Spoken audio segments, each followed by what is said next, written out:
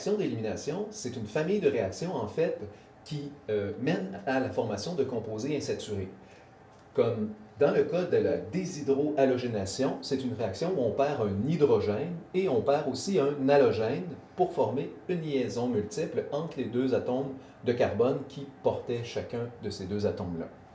Donc, moi, dans mon cas, cette déshydrohalogénation-là, c'est sur un composé halogéné, qui est le chlorure de terre butyle, qui réagit avec une base, dans ce cas-ci, qui est l'ion hydroxyde, qui peut venir par exemple du NaOH, en présence de chaleur, et l'ion hydroxyde va venir chercher l'atome d'hydrogène, étant donné que c'est une base, et après ça, on va perdre aussi l'atome d'halogène sous forme d'ion Cl-, et je vais avoir un alcène qui va être produit. Pour l'autre réaction d'élimination qu'on va voir dans le cadre de ce cours-ci, qui s'appelle la déshydratation. Vous allez remarquer d'abord, le mot c'est déshydratation. Alors on perd une molécule d'eau et ça forme le même produit. Dans ce cas-ci, on avait choisi des substrats qui donnaient le même produit, c'est-à-dire le même alcène, mais la déshydratation se produit comme sur le substrat un alcool. Alors c'est vraiment la déshydratation des alcools. Elle se produit, cette réaction-là aussi, en milieu quand on le chauffe, mais plutôt que d'être avec une base, comme le OH-, bien, la réaction de déshydratation nécessite plutôt un acide. Dans l'exemple ici, j'ai utilisé le H2SO4, mais il y a d'autres acides qui fonctionneraient aussi. Comme la substitution, on va voir qu'il y a deux sortes de mécanismes d'élimination. Dans mon cas, je vais faire une élimination d'ordre 2.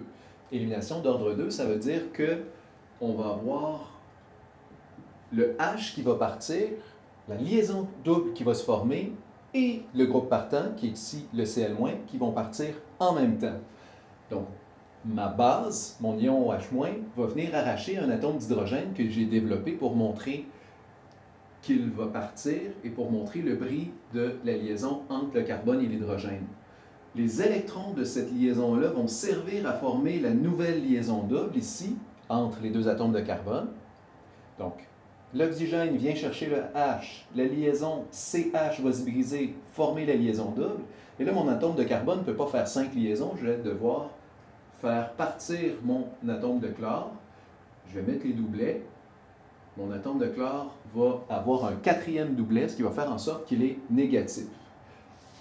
Et je vais donc obtenir mon alcène avec ma nouvelle liaison double ici, plus H2O avec ma nouvelle liaison entre le O et le H, et mon atome de chlore avec ses 4 doublets, qui est le groupe partant, qui est devenu négatif. C'est une élimination d'ordre 2 parce que la base et le composé halogéné interviennent en même temps lors du mécanisme, et tout ça se produit en une seule étape. Dans le mécanisme de la déshydratation, on se trouve avec un problème qu'on avait déjà rencontré quand on a étudié la substitution nucléophile. Le groupe partant d'un alcool, le OH, est un mauvais groupe partant. Vous vous souvenez probablement qu'est-ce qu'on fait quand on veut le transformer en bon groupe partant? On doit le protoner. Alors, c'est la première étape du mécanisme, mais ça ne fait pas partie du mécanisme d'élimination, c'est réellement une étape préliminaire. Alors, protonation de mon mauvais groupe partant, ce qui va me donner une molécule qui possède maintenant un bon groupe partant, on le reconnaît ici, c'est une molécule d'eau, et un ion négatif, comme ceci. Si on dit que ça, c'était l'étape préliminaire,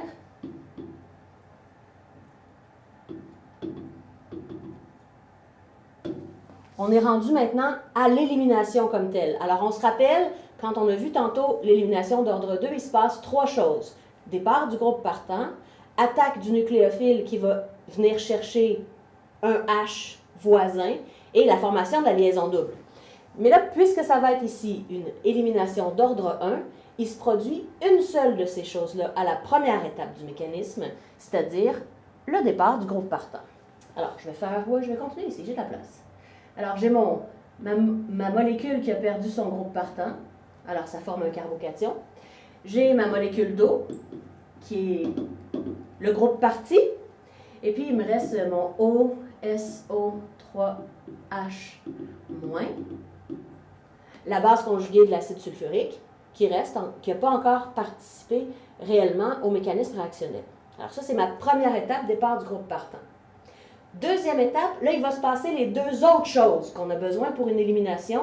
Donc, le nucléophile, ici, je vais utiliser la base conjuguée de l'acide sulfurique comme nucléophile, va aller arracher un H voisin du carbone porteur du carbocation et ça va former une liaison double. Alors, je peux choisir n'importe lequel, vous comprenez bien, c'est entièrement symétrique.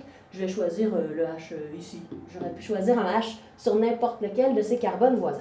Alors, l'attaque du nucléophile, la voici. La base conjuguée de l'acide sulfurique vient chercher le H, et puis là, il va se libérer, il va se retrouver à être attaché avec le H2SO4, en formant, les électrons de la liaison CH deviennent maintenant des électrons d'une liaison pi entre les deux atomes de carbone pour former la liaison double. Alors, on a notre alcène, le produit final, plus le H2SO4, plus la molécule d'eau, qui finalement n'est pas vraiment intervenue à la deuxième étape. Alors, c'est réellement une élimination d'ordre 1, où on a à la première étape de la E1, alors la E1, c'est vraiment ici, l'étape préliminaire, c'est une étape préliminaire qui ne fait pas partie de l'élimination comme telle, c'est simplement la protonation du groupe partant. On a ici la E1, où il se passe trois choses. Départ du groupe partant, d'abord, et ensuite l'attaque du nucléophile et la formation de la liaison double.